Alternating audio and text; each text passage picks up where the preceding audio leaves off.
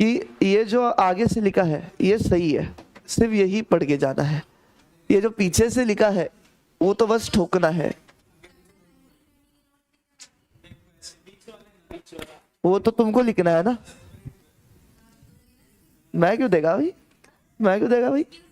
Excuse, मेरे को payment 1 से 10 का ही हुआ है। करेंगे करेंगे, चलो। नहीं पता रहे, नहीं नहीं लिखूंगा, लिखवाऊंगा तो सही। Shut up. चलो ऑनलाइन वाले आ गए क्या? अरे वो इसी आएगा यहाँ तक, रुक जा। नहीं नहीं आ जाएगा, इतनी कुछ गर्मी है नहीं, ठंडा रखा, आएगा आएगा। क्या करके आया, क्या करके आया क्या?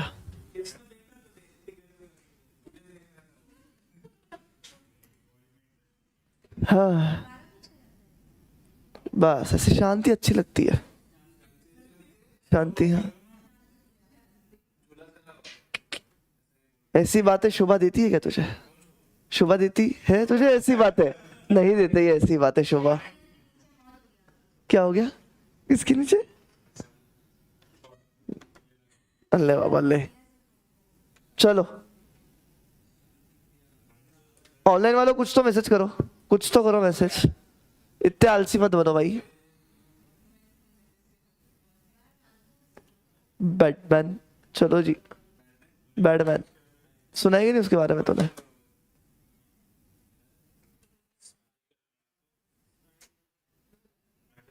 ऑनलाइन वालों कुछ तो मैसेज करो भाई।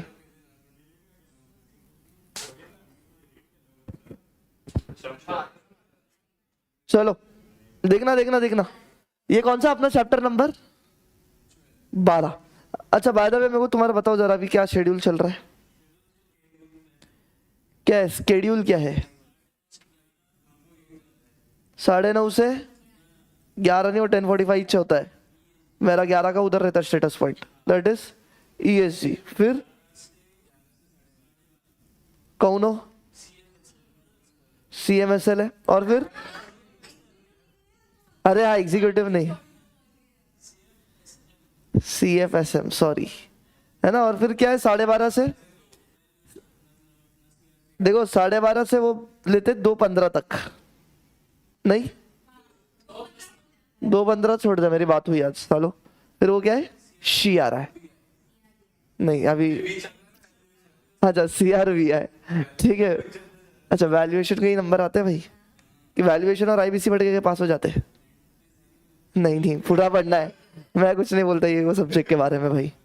अब देखना फिर इसके बाद क्या करते तुम, और फिर कब स्टार्ट कर दिया क्या अब्बर सर ने?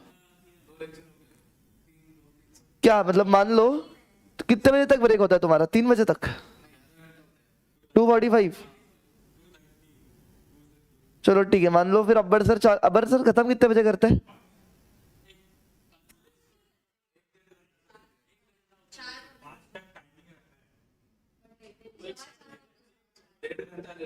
3:45।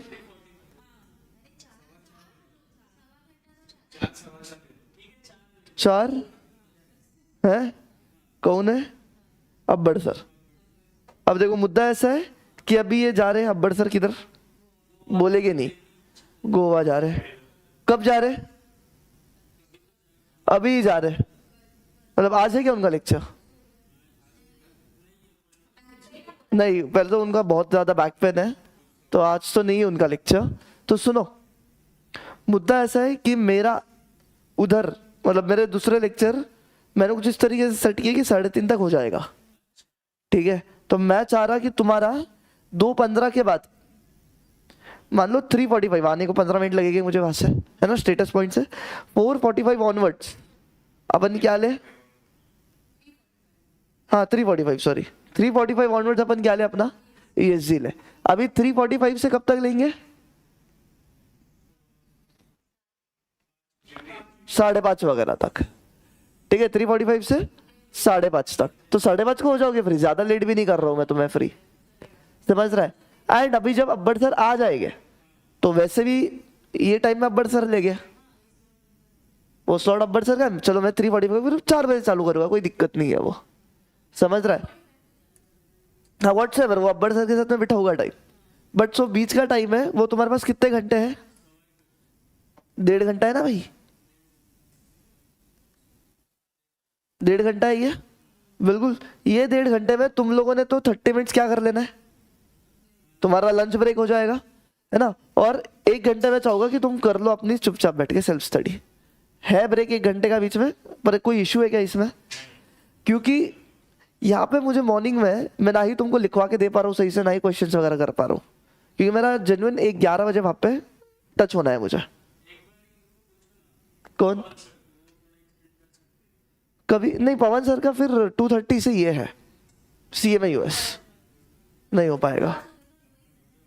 हाँ तो फिर मैं ये सेशन नहीं लूंगा, तुमको 9:30 को नहीं आना है, फिर तुम मॉर्निंग से उठ के अपनी सेल्फ स्टडी करो। मॉर्निंग में मैं तो कहूँगा 5 बजे उठोगे, मस्त 10:30 तक बहुत अच्छी खासी सेल्फ स्टडी हो जाती है, 5 से 10:30 के बीच में। फिर 11 से 5:30 तुम्हारा टाइम रखते हैं। बीच में जब अब्बर सर आ जाएंगे तो स्लॉट भर जाएगा, मेरे ख्याल से वो मंडे तक आ जाएंगे, ठीक है, upcoming Monday. But till that time इतना ब्रेक रह लेगा तुम्हें तो चल जाएगा ना। एंड मुझे अगर इतना प्रॉपर टाइम मिला तो देखो मेरा 3:30 को छूटता है, वहां पे टाइम पास नहीं, मैं सीधा इधर पहुंच जाऊंगा 3:45 को, प्रॉपर तकरीबन 2 घंटा वगैरह क्लास मिल जाएगी मुझे, जिसमें अपन लिख के भी लेंगे, क्वेश्चंस भी कर लेंगे। और ये जो चैप्टर्स है, ये चैप्टर्स में कंसेप्चुअल नहीं है, मेनली क्या इसमें लिखना ही है, किस तरीके से इसको समराइज करेंगे अपन, याद करेंगे, वो इंपॉर्टेंट है। Getting it? आज से ही करे क्या? नहीं आप भी पढ़ लेंगे अपन, अभी कितना सही टाइम है मेरे पास। आ जाओ ना, तू कहाँ जा रही है? आ जाना यार, आज के दिन फिर ये चैप्टर खत्म हो जाएगा। कैसे हो बे? चलो ठीक है, कल से करते हैं, ठीक है। तो ग्रुप पे मैं ऑफिशियली अनाउंस भी कर देता हूँ ये चीज। हाँ रुकना, अभी तो करने देना। हाँ इमोजी वगैरह डाल के, हाँ वो ChatGPT देता है करके मुझे, हाँ उसको मैं दे देता हूँ रफ, बोलता है इसको इमोजी डाल के दे, वो अच्छे से देता है।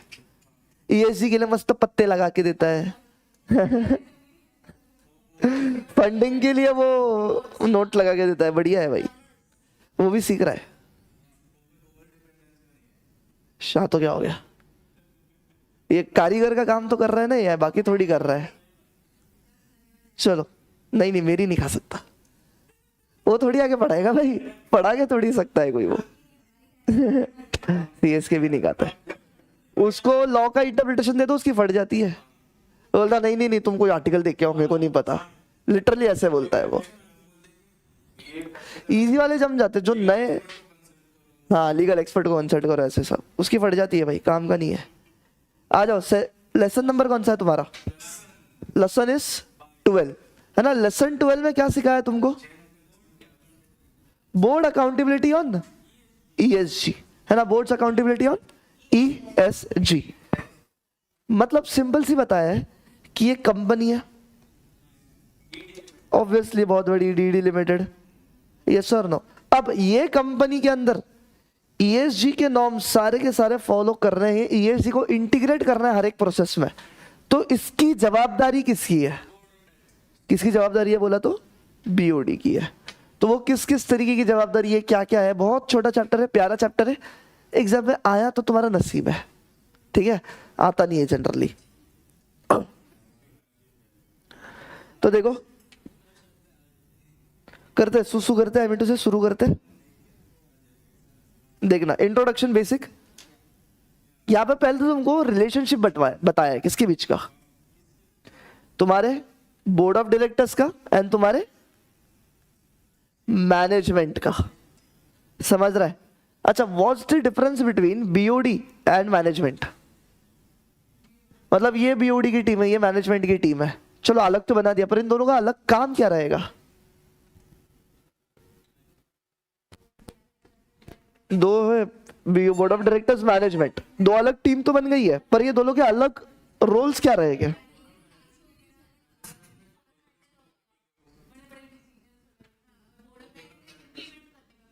बोर्ड ऑफ डायरेक्टर्स इंप्लीमेंट करने का काम होगा, उल्टा बोल दिया तुम। सुनो, मान लो एक पॉलिसी बनानी है ना, तो बनाना कौन करेगा? आई मीन से बनाना का काम कौन करेगा?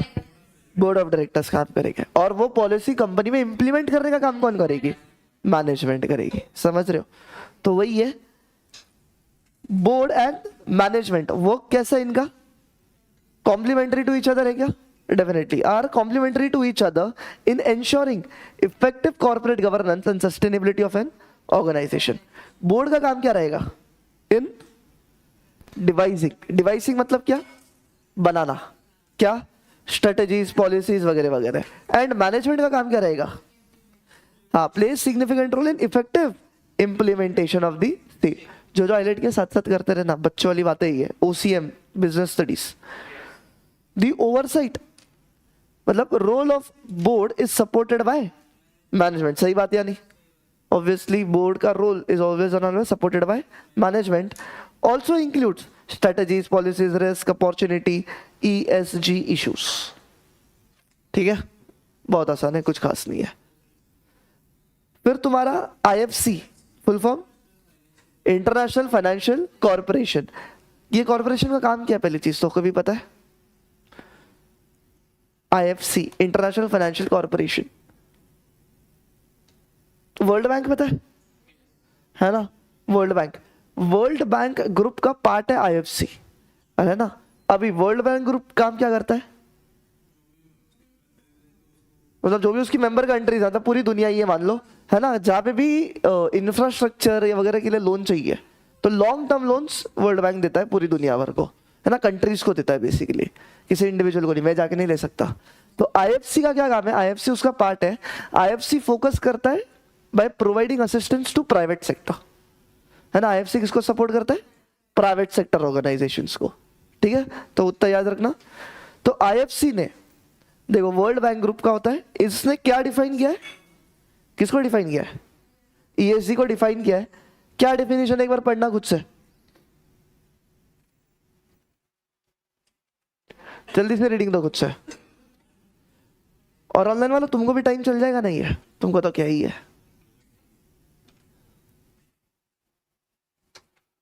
तुमको तो चली जाना चाहिए। नहीं भाई, आ गया था कैसे पढ़ना, मैं तो कुछ नहीं बोल रहा। पढ़ ली? कुछ अलग अतरंग बितरंग डेफिनेशन दी है क्या? पढ़ तो पढ़। कोई अतरंगी डेफिनेशन दी है क्या? नहीं, सिंपल सी है बहुत। क्या है? ESG क्या है? पहले तो बोला एक सेट है, पता है किसका सेट है? ESG एक सेट ही तो है ऑलरेडी। सही बात है। ESG is set of environmental, social and governance factors considered by companies, है ना। जो कौन कंसिडर करता है? कंपनी कंसिडर करता है। कब? वाइल मैनेजिंग देयर ऑपरेशंस, जब ऑपरेशंस मैनेज करता है तब। या तो इन्वेस्टर्स का काम का है, जब इन्वेस्टर्स क्या करता है? इन्वेस्टमेंट करता है। दैट्स इट, है ना। In respect of risk, impact, opportunities relating but not limited to कौन से इश्यूज? ESG। एनवायरमेंटल इश्यू मतलब क्या होता है? कि कंपनी जो काम कर रही है उस पे, उसका एनवायरमेंट पे क्या इंपैक्ट है। अगर प्लास्टिक मैन्युफैक्चरिंग में, आथू गंदा, है ना। एनर्जी प्रोड्यूस कर रही है कोल से, आथू गंदा। विंड एनर्जी प्रोड्यूस कर रही है, हाँ अच्छा, हाँ छे वाओ, बस। पोटेंशियल और एक्चुअल चेंजेस टू फिजिकल और नेचुरल एनवायरमेंट, ये एनवायरमेंटल इशू है। फिर सोशल इशू कौन सा होता है? हाँ, for your surrounding community and workers, मतलब तुम्हारा हेल्थ एंड सेफ्टी किसके आगे? वर्कर्स के। वर्कर्स को तुम किस तरीके से वेलफेयर कर रहे हो, वो सब। एंड गवर्नेंस मतलब कौन से हो गए तुम्हारे सारे के सारे? कंप्लायंसेस के। कंप्लायंसेस के साथ साथ बोर्ड डाइवर्सिटी, है ना, बोर्ड पैरिटी, ये सब अपन ने पढ़ाई क्या? ये टर्म्स तुमको समझ रहा है क्या अभी? तो corporate governance structures and process by which companies are directed and control, जैसे कि क्या? Board structure, diversity, ethical conduct, risk management कैसा है, disclosure, transparency, including governance of की environmental and social policies and procedures. मतलब ये लॉज की बात कर रहा है, लॉज एंड इंटरनल चीजें सारी। डन? कुछ खास डेफिनेशन है? नहीं, हैंड रिटन मस्त चार्ट बना के दे दूंगा, याद हो जाएगा वहां के भाई। फिर ये नीचे पूरा क्या है तुम्हारा? जेठिया है, जेठिया। जेठिया वो देखा क्या? बाबूजी उड़ गया बलून के साथ। एपिसोड नहीं देख रहा हूं पर उसके रील आ रहे, पता नहीं क्यों। पाकिस्तान पहुंच गया बलून के साथ। बापूजी, हाँ हाँ फिर ठीक है, पूरा जस्ट टू रीड है। इसमें याद क्या रखना है, वो बोर्ड एंड मैनेजमेंट की जुगलबंदी याद रखनी है और ये एक डेफिनेशन याद रखनी है आईएफसी की। फिर ये जेठिया है पूरे, एक बार रीड देना डेफिनेटली। फिर क्या, हाँ क्या बोलता है ये, किसकी रिस्पॉन्सिबिलिटी है? बोर्ड की रिस्पॉन्सिबिलिटी है कि जितनी भी ईएसजी के चीजें हैं वो इंटीग्रेट करे। इंटीग्रेट करे मतलब क्या, घुसेड़े, है ना, घुसेड़े। कहाँ पे? कंपनी के विजन में, कंपनी के मिशन में, कंपनी के वैल्यूज में एंड कंपनी के स्ट्रैटेजीज में। किसकी रिस्पॉन्सिबिलिटी है? बोर्ड की रिस्पॉन्सिबिलिटी है। तो boards are responsible for setting an organisation strategy and vision and for overseeing their implementation. They should ensure that ESG issues are fully integrated into their company's vision, purpose or its strategies. अरे सारे self explanatory है क्या, कुछ समझाओ मेरे को बताओ। Simple से बोला है, बोर्ड की रिस्पॉन्सिबिलिटी है कि जो भी ESG की चीजें हैं, ESG के मुद्दे हैं, कंपनी के विजन, मिशन, स्ट्रैटेजी, पॉलिसीज हर जगह घुसड़ है। तो फिर ये ऐसा यहाँ पे कुछ काम का नहीं है। ये देख लो क्या है, क्या बोला मैंने, ये व्हाट कॉन्स्टिट्यूट्स ESG।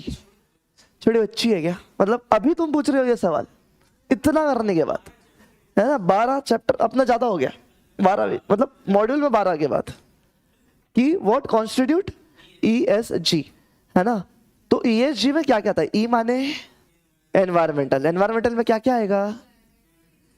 क्लाइमेट वाली चीजें, pollution, loss of biodiversity, water management, waste management, energy consumption, जी और भी बहुत चीजें आएगी क्या? जितने पोल्यूशन आते सारे लिख लेना, कुछ खास नहीं है। और अपन ने ऐसी सेम चीजें कुछ चैप्टर नहीं रिस्क मैनेजमेंट में भी पढ़ा था क्या, याद है क्या? ESG रिस्क मैनेजमेंट में आया तो क्या है, ऐसे ही था, सेम 1920 में था वही। फिर सोशल में क्या क्या आ गया तुम्हारा? Health, safety, human right, child labour, grievance mechanism, employees के related, employ rate, turnover rate, attrition rate, ये सब। और गवर्नेंस मतलब क्या क्या आ गया? Board independence, board structure, board diversity, board parity, सारे के सारे कंप्लायंस कर रहे होगा नहीं तुम सोशल एंड एनवायरमेंटल लॉस के, internal IT security, internal control system, सब क्या ये गवर्नेंस है। ये चीजें अब भी पढ़नी चाहिए, स्टार्टिंग में पढ़ते हैं, तो इसके लिए छोटी बच्ची हो गया भाई, अब भी पढ़ा रहे हो। अगर एग्जाम में आया व्हाट कॉन्स्टिट्यूट ESG बताओ, 3 नंबर के लिए आ सकता है, तो क्या ना मस्त पेज भर के, छोटी बच्ची हो गया बोलता है। हाँ अब ऐसी मुंडी करो, ऐसी। अच्छा तुम कर सकते हो, मैं नहीं कर सकता, है ना? ऑनलाइन वाले तुम करो। The accountability of board on ESG में be discuss as under in following heads. मतलब बोर्ड का रोल कहाँ पे होगा, तुम बोल रहे हो ना कि ESG इंटीग्रेट करने का काम किसका है? बोर्ड का। पर बोर्ड कहाँ काम करेगा exactly? Number 1 strategy, policy, oversight and value creation. इन चीजों में उसको ESG को घुसेड़ना है। कहाँ पे? स्ट्रेटेजी मेकिंग में, पॉलिसी मेकिंग में। वो अपना ओवरसाइट रखता है ना पूरे कंपनी में, राइट? तो मतलब हर एक प्रोसेस में ESG एंड लास्ट इज उससे वैल्यू क्रिएशन कैसे होगा, राइट? फिर क्या बोल रहा है? साथ ही साथ तुझे क्या करना है? ESG रिस्क आइडेंटिफाई करना है as well as opportunities. And last तुम्हारी क्या है? ESG reporting. अरे ESG रिपोर्टिंग है क्या? हाँ BRSR।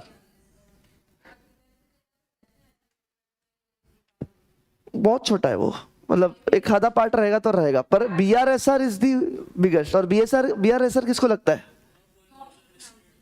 टॉप 1000 लिस्टेड एंटिटीज को, ठीक है? फिर क्या बोल रहा है? Point number 1। अब एक चीज है देखना, integrating ESG into strategy, policy, oversight and organisational culture. क्या यही चीजें चल रही है क्या? कुछ अलग है नहीं। तो एक बार देखो, ये ऊपर की चीजें कुछ डेलॉइट की रिपोर्ट वगैरह की बात की, ये काम की नहीं है, ये जरूरी है यहाँ पे। Board need to have a clear oversight on the notion of sustainability and long term value creation. Board को अपना ओवरसाइट रखना पड़ेगा जिसकी वजह से तुम्हारा सस्टेनेबिलिटी मेंटेन रहे एंड लॉन्ग टाइम में क्या क्रिएट हो?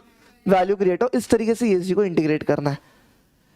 दे should be able to ask questions around the organisation's ability to transition to lower carbon initiative, जैसे क्या क्या चीजें करनी है। नंबर 1 लोअर कार्बन इनिशिएटिव, यानी धुआं कम छोड़ेगा, less carbon emission, carbon units अगर रहते तुम्हारे।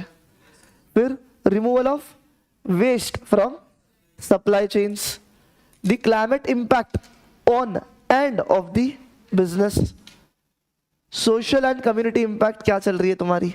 तो बेसिकली ये तुम्हारी क्या है, ईवीएस है ना, किस तरीके से इंपैक्ट हो रहा है वो बताओ। And board must create company purposes, मतलब कंपनी के कुछ ऑब्जेक्टिव रहता है, पर्पजेस रहता है, वो कैसे होने चाहिए बोल रहा है, कैसे होने चाहिए। नंबर 1 लॉन्ग टर्म होने चाहिए, कंपनी के बोल सकते हो तुम पर्पस कैसे होने चाहिए, purposes must be number 1 long term. मतलब ही क्या, beyond short term financial result, मुझे आज प्रॉफिट होगा इसके लिए मैं प्लास्टिक के बैग्स छाप रहा हूं, नहीं ना, है ना। Always on always long term रखो। And inspiring and creating value for all stakeholders, इस तरीके की कंपनी का पर्पस होने चाहिए, 2 पर्पस, ये जरूरी याद रखना। मतलब तुमको अगर लिखने आया अकाउंटेबिलिटी ऑन बोर्ड्स ईएसजी, है ना, तो या तो डायरेक्ट क्वेश्चन भी बन सकता है कि states the accountability of board on ESG, है ना। तो पहले तो तुम ये 3 छोटे छोटे पॉइंट बताओगे कि बोर्ड कौन से हेड्स में ध्यान देंगे, एंड फिर उसका पॉइंट नंबर 1 कि वो इंटीग्रेट करेंगे ईएसजी किसमें, strategy, policy, oversight and organisation culture में। तो तुम यहाँ से शुरू हो जाओगे कि बोर्ड की जिम्मेदारी है कि ओवरसाइट रखे, फिर उसके बाद बोर्ड अपने आप से सवाल करे क्या हम कार्बन एमिशन कम कर रहे हैं क्या, है ना, वेस्ट कम कर रहे हैं क्या, बायोडाइवर्सिटी मेंटेन कर रहे हैं क्या, ये सब। तो मतलब board must create companies purposes, company purpose board को कैसे बनाने, नंबर 1 लॉन्ग टर्म रहे, and number 2 inspiring and creating value for all stakeholders. ये पॉइंट 1 ही चल रहा है अब तक तुम्हारा उसमें। फिर क्या है, इंटीग्रेशन ऑफ ईएसजी इन्वॉल्व्स, मतलब तुम ईएसजी को इंटीग्रेट कर रहे हो, it includes, it involves number 1 identification of ESG goals, तुम्हारे ईएसजी गोल्स। नंबर 2 अलाइनमेंट पढ़ के ही समझ गया होगा तुम्हें कि विजन मिशन जो भी रहेगा वो किसके साथ अलाइन करना है, मुझे मेरे ईएसजी गोल्स के साथ अलाइन करना है। फिर alignment of ESG goals into long term and short term strategies, establishment of ESG oversight mechanism की चेक कैसे करोगे, है ना। And last policy initiatives on ESG, है ना, जैसे कि क्या example, environment policy, anti corruption policy, human right policy. आसान है।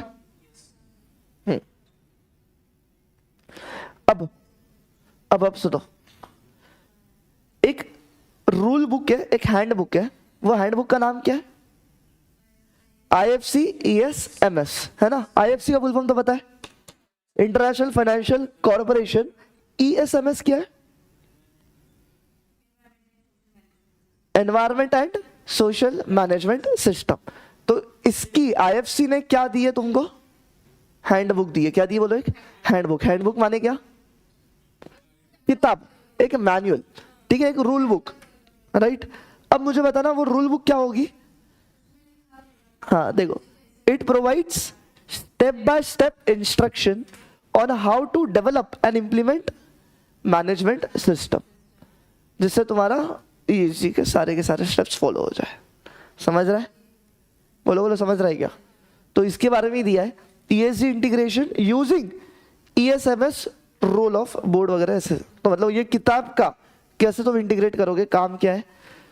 तो पहली चीज तो ये जो ESMS है, ये एक मैनेजमेंट सिस्टम है जो यूज होता है फॉर व्हाट, क्वालिटी कंट्रोल, ठीक है। ESMS simply x tends that approach to the management of your business impact on the environment, your workers and other stakeholders। फालतू बातें ये कुछ करने की वैसे जरूरत नहीं है, तुमको बस क्या याद रखना है इसमें, it is a step by step instruction कि किस तरीके से तुम मैनेजमेंट सिस्टम लाइन पे ला सकते हो। एंड इंपॉर्टेंट, इसमें कितने एलिमेंट्स है, 9 एलिमेंट्स है। कितने एलिमेंट्स है, 9 एलिमेंट्स। अब 9 कैसे करेगा, ऐसे कर ही नहीं सकता है।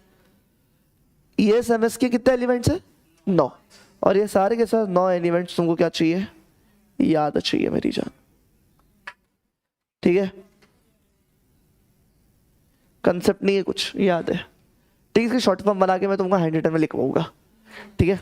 बना दो कुछ मस्त शॉर्टकट तुमको याद रहे वैसे। अभी बनाना है क्या? आज शाम को नहीं ले रहा हूँ ना, तुम खा लेते रहे हो। PIMOESEOM क्या बना सकते हैं भाई इसका? पोयम तो बन जाएगा एक। हाँ, POEM पोयम तो बन गया। फिर देखो तुम्हारा MIS सिस्टम होता है,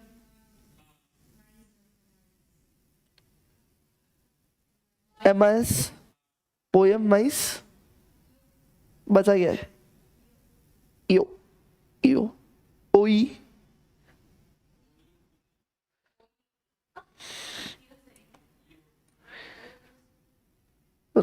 EG सबसे, ठीक है ना, हो गया। ये शॉर्ट फॉर्म लिख लेना, पोयम MIS, O स्क्वायर और E स्क्वायर है। नहीं वो MIS कैसे होगा ना फिर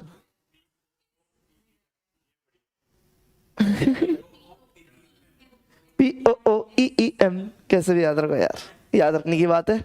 और फिर जोड़ दो, P से क्या है? पॉलिसी है ना, O से ऑर्गेनाइजेशनल कैपेसिटी एंड कॉम्पिटेंसी, एक और O से ongoing reporting and affected communities, फिर E से इमरजेंसी प्रिपेयर्डनेस एंड रिस्पॉन्स, एक और E से external communication and grievance mechanism, M से मैनेजमेंट प्रोग्राम्स, एक और M से मॉनिटरिंग एंड रिव्यू, I से identification of risk impacts and S से स्टेक होल्डर एंगेजमेंट। ठीक है, ये डेफिनेटली याद रखना है इसको, कुछ तो एक चीज है चैप्टर में याद रखने लायक है। फिर क्या दिया है तुम्हारा favourite, very favourite, international perspective. Malaysian code इतू सही दिया है, काम का नहीं भाई, इसको मारो गोली अभी, है ना। मलेशियन को गोली, जापान को गोली। फिर एग्जांपल्स दिए तुमको किसके, कंपनियों के, कि HCL टेक्नोलॉजी इसने किस तरीके से इंटीग्रेट किया है ESG अपने अपने कामों में, वो दिया है, गोली मारो। टाटा मोटर्स गोली, भारतीय एयरटेल गोली, एशियन पेंट गोली। पढ़ ले, फिर पढ़ ले, डन, सीधा पॉइंट 2 पे आओ, उसके पहले की सब गोली है। वाह, अच्छा है ना।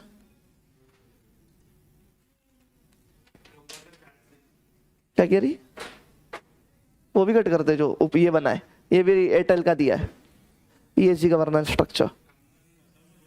आज तो हाँ निपटा तो दूंगा, पर लिखा हूं, फिर लिखा कल कल आ जाओ। 2 नहीं वो घर पे वगैरह लिखने का नहीं, हाँ आज वो मैं भेज दूंगा डेफिनेटली। अभी ब्रेक है मेरे को 12 से 2 के बीच में, तब भेज दूंगा। अच्छा नंबर 2 आओ, क्या है अपना पॉइंट 1 हुआ, अपन क्या पढ़ रहे जरा तुमको पता है क्या? देखो ना चैप्टर का याद शुरुआत होता है, दिस इज बेसिक इंट्रो, तुमको स्ट्रक्चर बता रहा हूं। फिर तुमने बेसिक क्या पढ़ी, डेफिनेशन पढ़ी किसकी, ESG की, जो दी है किसने, IFC की डेफिनेशन नहीं की है, ESG की डेफिनेशन है IFC ने दी हुई, ठीक है।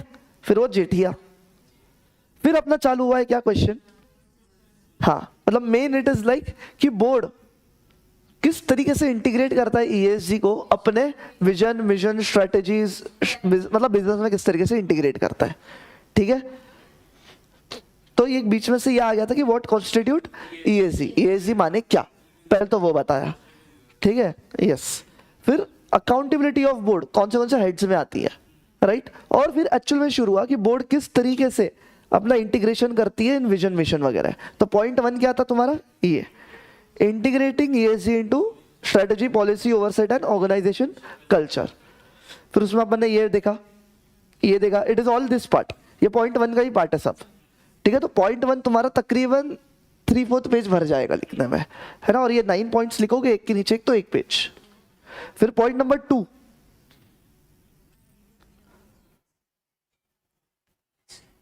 किधर गया वे, हाँ पॉइंट 2 इज तुम्हारा this, identification of ESG risk and opportunities, समझ रहे, ये चैप्टर में तुम्हारे सिर्फ 3 ही क्वेश्चन बनता है मेजर लेवल पे।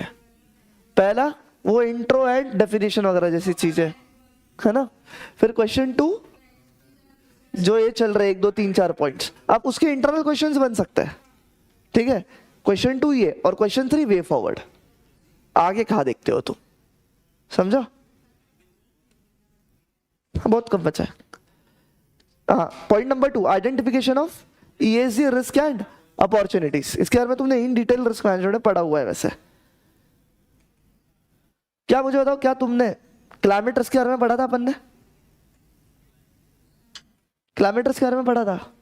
हाँ बिल्कुल, कुछ वैसी ही चीज है। ग्लोबल रिस्क रिपोर्ट मतलब निकलती है, ऐसी एक रिपोर्ट है ना, ग्लोबल रिस्क रिपोर्ट 2022। उसके हिसाब से बिजनेसेस को सबसे बड़ा खतरा अगले 10 सालों में कौन सा रिस्क है पता है? हाँ, तो देखो, most severe risk on global scale over the next 10 years include number 1 climate action failure. Climate action failure क्या होता है?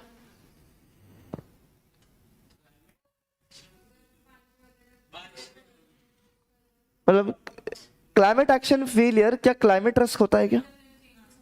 मतलब अर्थक्वेक वगैरह, क्या क्लाइमेट एक्शन फेलियर में अर्थक्वेक आता है, फ्लड्स आते हैं, उसकी बात कर रही है? नहीं। देखो ये किसकी बात कर रहा है?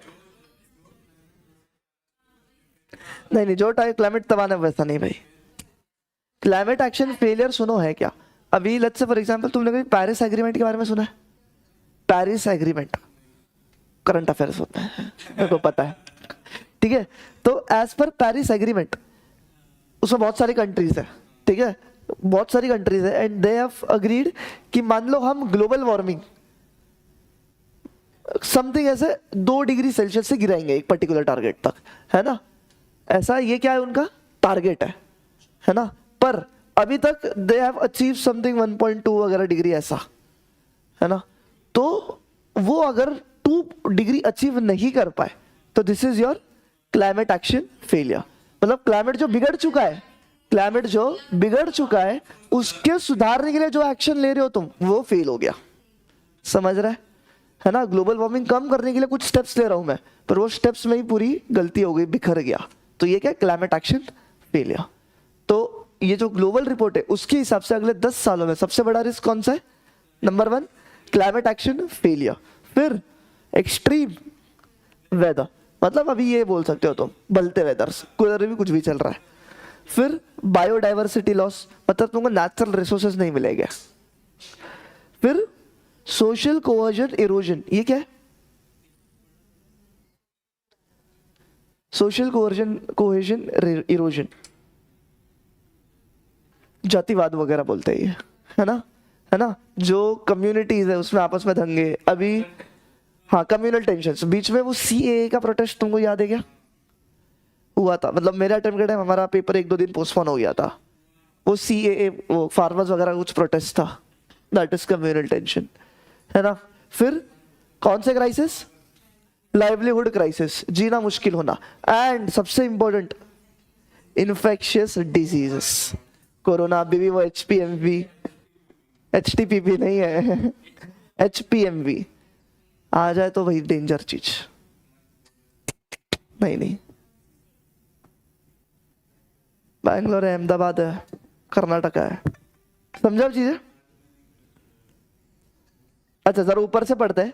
Identification of ESG risk and opportunity, climate action failure. अब तो पता तुमको ये क्या है ना। Is considered to be the most critical risk globally in both short term and long term. मतलब क्लाइमेट को कैसे संभाल सकते हो तुम कोई क्लाइमेट को? इट इज नॉट कि मैंने कोई मशीन लगाई क्लाइमेट संभल गया।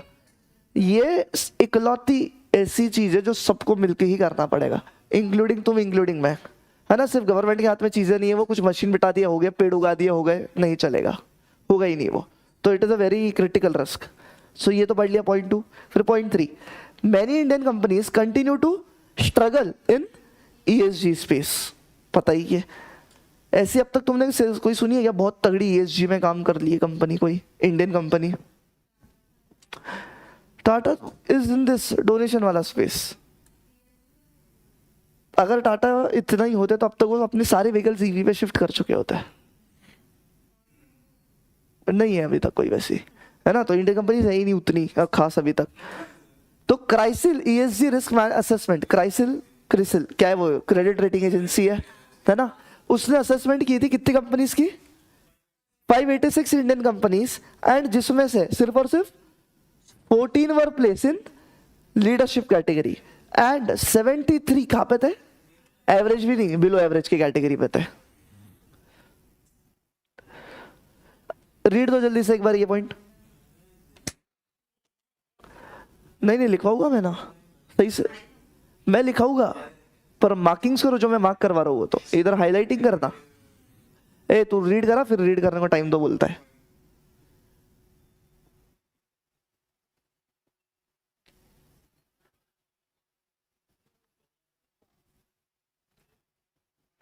क्या कह रहा है, इंडिया कैसी कंट्री है सबसे ज्यादा वल्नरेबल है टू क्लाइमेट रिस्क, है ना, climate change, India is most vulnerable. क्यों ऐसा, क्योंकि इंडिया में सारे क्लाइमेट्स आते हैं। ऐसी कोई कंट्री मेरे ख्याल से तो है नहीं, मतलब तुम यूएसए वगैरह देखोगे जहाँ पे प्रॉपर समर रेनी ये वो चल रहा है, कहीं नहीं है। क्या है, सारे टेरेंस, हाँ, प्लेटू वगैरह जैसी चीज है। अच्छा, उसको टेरेंस बोलते हैं। ज्योग्राफी मेरे को मेरिट कार्ड मिला था ज्योग्राफी में, पर फोर्थ में। हाँ 95 मार्क्स आए थे भाई, पार्टी दो। तो India is most vulnerable to climate change, so India के लिए ESG बहुत ज्यादा होने वाला है, useful, is going to be one of the top risk. कभी ESG में तुमको मिलना ना कुछ अच्छा खासा करने, लीडरशिप वगैरह कोर्स वोर्स कोई कर लेना, क्या बता लग सकता है ना बाद में जाके। Of the company and board of directors are expected to consider the same in their business risk. फालतू बातें की है। ESG strategy also help in exploring more business opportunities, bring corporate trust and reputation, but obvious है, ठीक है। तो ये point number 2 के लिखने के लिए मैंने सफिशिएंट कंटेंट दे दिया, सफिशिएंट है, अपन 100 रिटर्न में कर ले गया, समझा क्या। फिर जर्मन कोड दिया इत्तुसाई काटाकुटी, फिर टाटा स्टील, भारतीय एयरटेल, काटाकुटी। हाँ ये पढ़ना है तो रीड कर लो, ये बस ज्ञान के पर्पज से है। क्या ESG का कोर्स भी है, ESG का इंटरनेशनल कोर्स भी है, हाँ करने ही वाले हैं, हाँ दिखना पड़ेगा। मतलब इंटरनेशनल लेवल पे ऐसा है कि लोग बोलते हैं 9-10 लाख की जॉब फोड़ लेते हैं वो कोर्स करने पे, गुड इनफ थियरी रहती है। हाँ मैं भी कर लूँ, देखूँ कभी वक्त हुआ तो। ना बीकॉम चाहिए, क्योंकि सारे इंटरनेशनल कोर्सेज को तुमको बीकॉम चाहिए, नहीं है बीकॉम तो चाहिए। पढ़ना दे सकते हो, पेपर दे सकते हो, सर्टिफिकेट वगैरह बीकॉम के बाद ही मिलेगा। क्या इग्नू, क्या पता इग्नू की कितनी वैलिडिटी है, क्रेडिबिलिटी है। पुणे यूनिवर्सिटी की है क्रेडिबिलिटी, यूनिवर्सिटी के ये इंटरनेशनल के नजरों में, इग्नू का पता नहीं। उनको क्या रहता, पॉइंट्स गिनते वो लोग, तुमने कभी सुना रहेगा आशीष सर से, फर्स्ट ईयर क्लियर किया 20 पॉइंट, सेकेंड ईयर किया 20, थर्ड किया 20, तो ऐसे 60 पॉइंट्स चाहिए अगर तुमको कोई इंटरनेशनल कोर्स करना है तो। तो 3 इयर्स, हाँ तो इग्नू तो 2 साल है ना, तो अब पता नहीं हो कितने पॉइंट्स मिलते हैं इग्नू से करने पे, वो पूछना पड़ेगा। जो भी ESG का ये होगा, जैसा ICSI है, ESG का कोई तो होगा, पूछना पड़ेगा। सबका होता है, ACCA का है, CFA का है, IMA है, CMA US का, इस तरीके से। आ जाओ, 2 पॉइंट हो गए। पहला वॉज इंटीग्रेट करना, दूसरा वॉज रिस्क, है ना, क्लाइमेट वगैरह का, एंड तीसरा क्या है, ESG रिपोर्टिंग। ये तुमने इन डिटेल पढ़ा हुआ है कौन से चैप्टर में, इसने खुद से बताया है। स्टूडेंट्स में रेफर लेसन 19। क्या तुमने रिपोर्ट का फॉर्मेट वगैरह पढ़े हो क्या, उसमें याद ही नहीं है कुछ तुम्हें। देखना, disclosure requirement under SEBI BRSR framework with respect to the role and accountability of board on ESG। यहाँ पे तुमको बताया एक बेसिकली डिस्क्लोजर है ना, BRSR का डिस्क्लोजर बताया है, ये पूरा डिस्क्लोजर है, राइट। तो ये चैप्टर 19 में इन डिटेल पढ़ना होता है। यहाँ पे तुमको क्या पढ़ना है, देखो ये इंपॉर्टेंट बन जाता है तुम्हारे लिए। ये समरी फॉर्म में करके दिया, ऊपर जो भी चीजें लिखी है उसके लिए, राइट। तो रिपोर्टिंग में क्या क्या होना चाहिए? Number 1, with respect to board composition and committee, क्या होना चाहिए देखना, whether the company has diversified board including an ESG expert as a board member. समझ रहे है क्या? नहीं बताओ, डिस्क्लोजर ही है क्या? बिल्कुल। Whether the board has constituted a exclusive committee for dealing with strategies relating to a special sector, मतलब ESG रिस्क, ESG के लिए कोई स्पेशल कमेटी बनी है या नहीं बनी है, ये सवाल। ये काय के रिलेटेड था? Board composition and committees. फिर आ गया with respect to policies and strategies, क्या क्या चीज है, रीड दो, it is self explanatory points है ये सारे। सर अगर BSc की तो यार BBA BSc इन सबको क्रेडिबिलिटी है या नहीं इंटरनेशनल में, मुझे आइडिया नहीं है, देखना पड़ेगा। पर मुझे जितना याद है CA में US में तो नहीं है, BCom ही चाहिए। हाँ BCom ही करो भाई, BCom अपने देश में वैल्यू नहीं होती है, वो लोग बहुत भारी देखते BCom को, पता नहीं क्यों। हाँ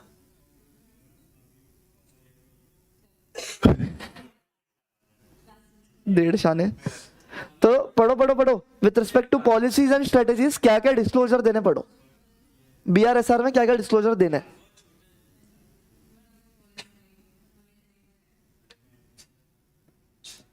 चुपना पढ़ना।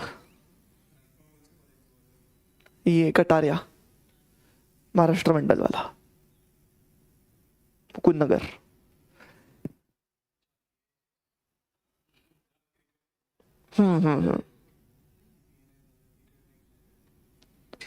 मेरा तो कोविड में निकल गया।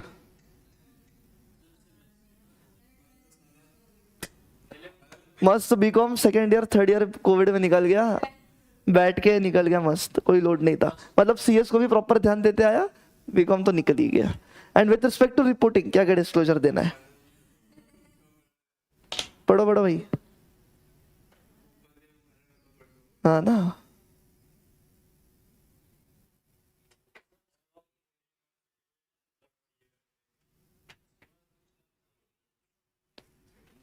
क्रेडिबिलिटी देखना पड़ेगा। पुणे यूनिवर्सिटी की तो है, वर्ल्ड वाइड है वो तो, अब पता नहीं, आइडिया नहीं, छोटे छोटे यूनिवर्सिटीज को है या नहीं है।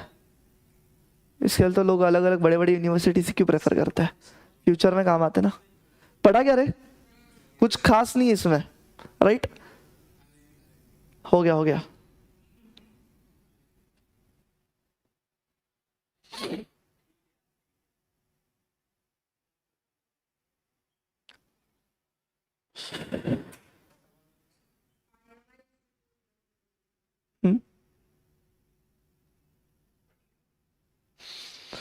तो ये जो ऊपर पूरा तुमको टेबल में दिया है, क्या क्या डिस्क्लोजर करना है कैसा, उसके सारे डिस्क्लोजर्स के क्वेश्चंस तुमको यहाँ पे डाल के देती है इजीली, राइट? तो ये याद रखेंगे अपन।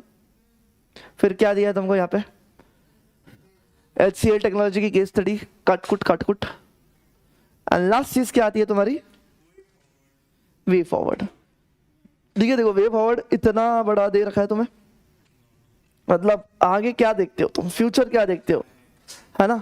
तो इसको क्या हैंड बुक का मारना है, रुको जरा। हाँ बस सिंपल है, 8 पॉइंट्स में मैंने उसको बांटा है, इजीली याद रहेगा तुम्हें। पढ़ो। पहला क्या है?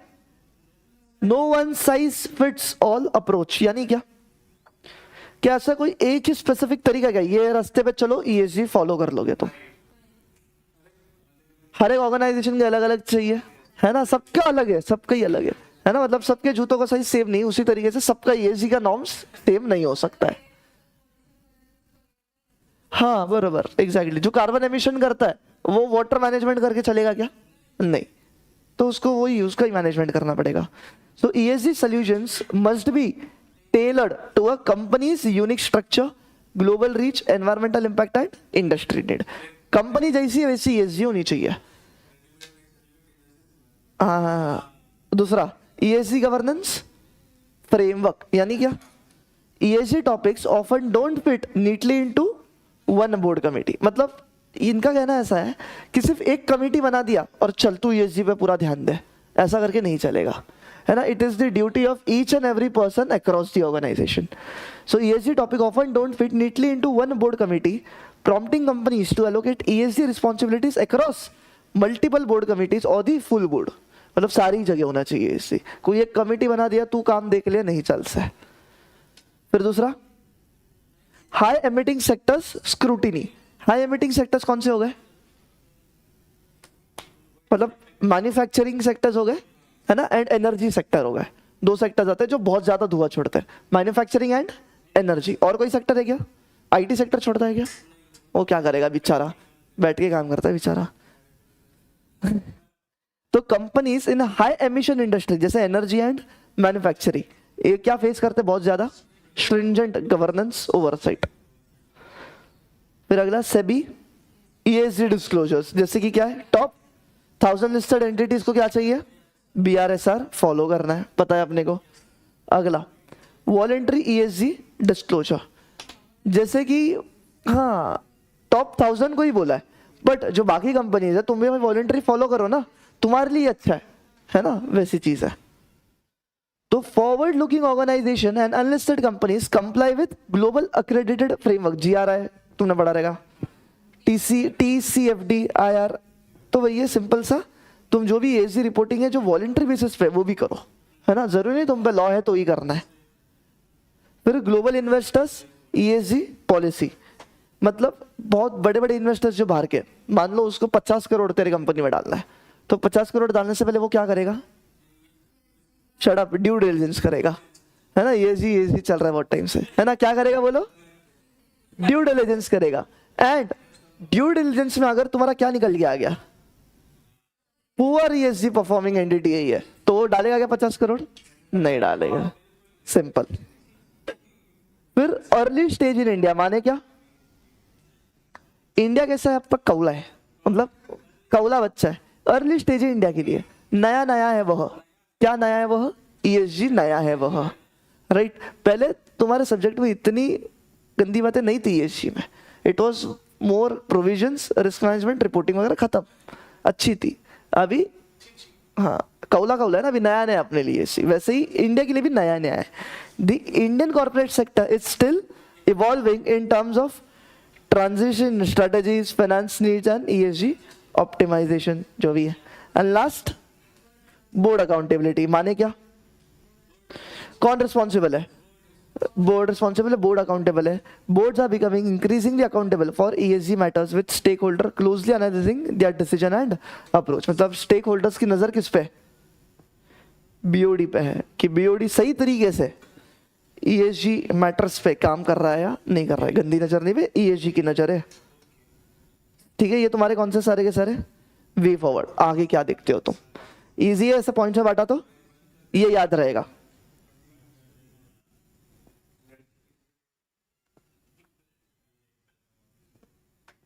तो तुमको अगर लिखना हो तो इसके बाजू में लिख सकते हो हैंड रिटन. ठीक है, वही हैंड रिटन में लिखाने वाला हूं, पॉइंट्स पॉइंट्स पॉइंट्स करके. वही सारी चीजें कवर की है मैंने यहाँ पे.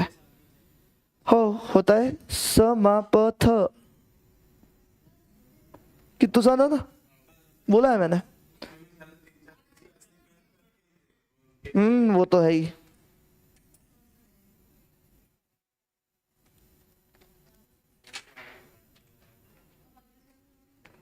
तो मतलब इसको जब अपन और अच्छे से हैंड रिटन में कर लेंगे तो तुमको चैप्टर का स्ट्रक्चर याद हो जाएगा एंड चीजें भी लर्न हो जाएगी कंफर्टेबली. कौन सा छोटे वाले निपटा देते ना?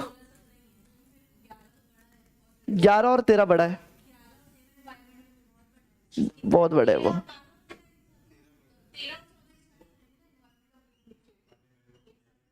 चल से ना देख टॉस. नहीं भाभी, छोटा वाले निपटा देंगे ऐसे. ये चैप्टर ऐसे था एक दिन का, अगर मेरे पास शाम का टाइम होता तो लिखवा भी देता था, पर तुम ना आ नहीं रहे.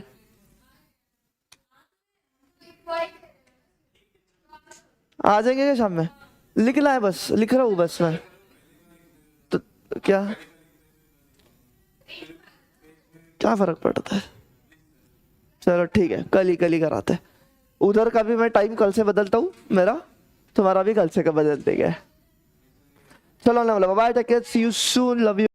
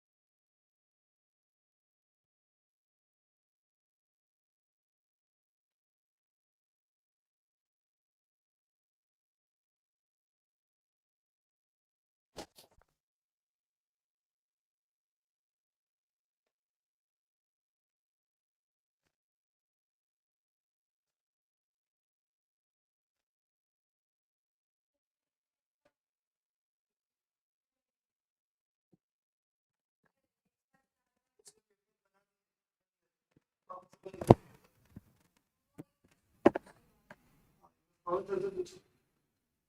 रिव्यू करने को पेपर दिख गए, दो ही बच रहे हैं, तो तीन तो मैं सेट कर रहा, तीन रिव्यू होते ही सेट हो जाएगा। हेलो हेलो, यस ऑनलाइन वाला ऑडिबल है? Tell me quick. अच्छा जॉइनर आप डाला क्या? डाल दो ना यार। हेलो हेलो, आवाज खराब लग रही है रे थोड़ी, मुझे भी लग रहा है। Hello hello hello,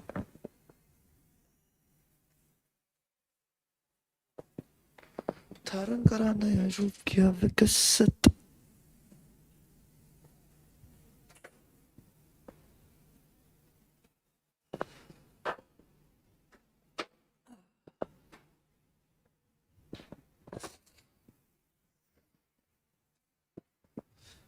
yes mic check. Online वाला ऑडिबल है क्या? जल्दी बताओ।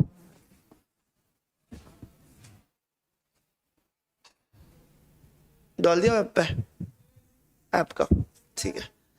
देखो वैसे अपने को कुछ आज पढ़ना है नहीं, जो कल का चैप्टर अपना निपटा था उसके हैंड रिटन कंप्लीट करना है। हर बार तो मैं तुम्हें घर पे नहीं दे सकता हूँ क्योंकि तुम लिखते नहीं हो। कौन था ये लेसन? 12 शुरू होते ही खत्म हो गया। It is what it is. ये रहा, ठीक है। तो स्क्रीन बड़ी कर दूंगा, लिखना है आज, दैट्स इट। आ जाओ, और कोई नहीं है अपने को काम, ये लिख लेना है अपने को। चलो मैं माइक बंद कर देता हूँ, तुम लोग भी साथ साथ लिखो। तुमको बाद में लिखना है तो बाद में लिखो।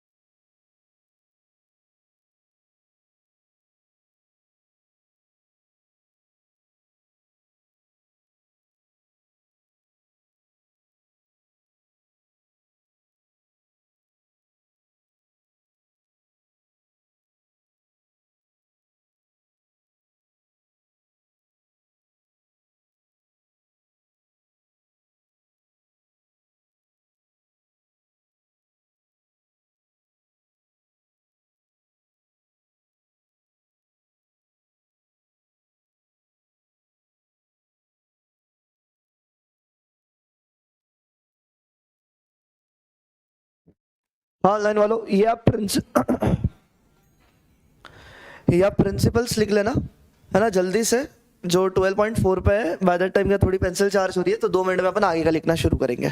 तो वो प्रिंसिपल्स लिख लो जल्दी से, जो भी पोयम है मैथ्स के है, 9 प्रिंसिपल्स लिख लेना।